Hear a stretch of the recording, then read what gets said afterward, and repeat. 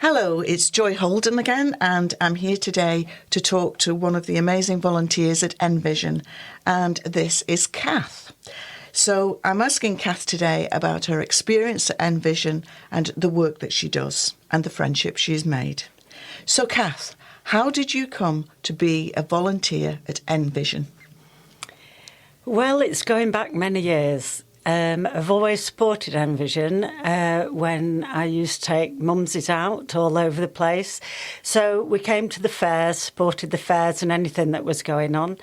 I rather liked the sponsored walk when it was to North Pier and back, and you even got a bacon butty at the end of it. Wow, it was worth it.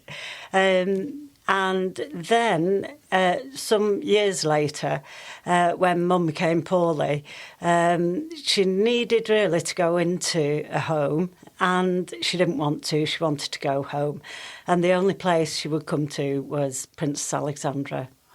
So she was only in for 8 weeks. She really wanted to go home. Don't know if that was the right decision, but that's what she wanted. And the care that she received was so amazing. It was just as COVID was coming to an end. We'd not seen her for 3 months. And when Mum got into the home, the first thing they did was they got mobile phone, gave it to her, and we saw her for the first time in 3 months. Wow. Over a phone. Because nobody was allowed to visit at that time. Yes. So it was just amazing. Mm. And then when we were allowed to visit during that time, I was allowed to visit in room 10 and my brothers were allowed to go in the pod, which again was amazing that they'd put all that in place. So you think that Princess Alexandra and Envision go beyond the call of duty, do more? Yes, I do, yeah. And what's been eye-opening, although I've always had a connection with more the home in a way, I felt, since I've been volunteering, I've really appreciated the outreach that Envision do. And I'm just blown away by what they do. So everywhere I go now, I not only promote the home, but I say how well Envision do, because there are so many people who have some sort of sight problem, not necessarily loss, but the assessments they do are amazing. And people I know who've had them have said how good they are and how good the people are who actually do them as well. So for people with visual impairment, you would recommend that they use the facilities here, come and talk to somebody? Absolutely. Yes. Yes. Tell me about the actual activities, the volunteering activities that you do and why they're important to you. Yeah, they're very important to me because, I joke with the residents and the staff that I get more out of it than anyone else do. I mean, they're always thanking me, but I don't need to be thanked because I just love going in. I like the atmosphere, I like the staff, I like the residents, and I enjoy the activities we do because I choose what we do. So give us an example. It's things I like doing, and so I just thank them for joining in, and it's really good. So it started off, I did crafting on a Tuesday afternoon, and then it changed to being a coffee morning on a Tuesday. And I've just started doing crafts again on Tuesday afternoon, and that's evolving really. I do that with another volunteer, and so you never know what's going to work, so you just keep trying to get as many people involved as you can, and they're so varied that it's just finding something that works for them, really. But what I enjoy doing as well, and I keep asking if they're fed up of it, then let me know. I set the table up in the entrance to the home and change it every few weeks. So at the minute it's VE Day. I don't think I'm giving anything away, but it's going to morph into Monday Wash Day, because we've got so much interesting stuff in the reminiscence room that dolly tubs going to come out, enamel buckets, old ones, a tin bath, a pasta and all kinds of things like that will go on the table. So, but I use those at the coffee morning, you see.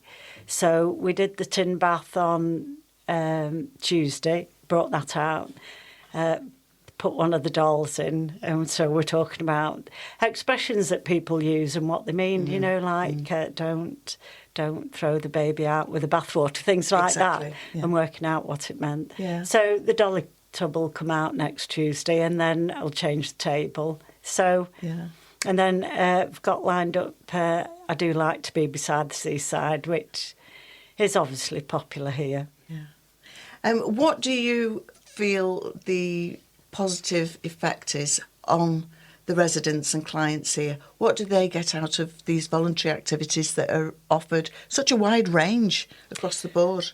Yeah, well, I do wonder myself, really, because while I'm enjoying myself, they seem to be going along with it.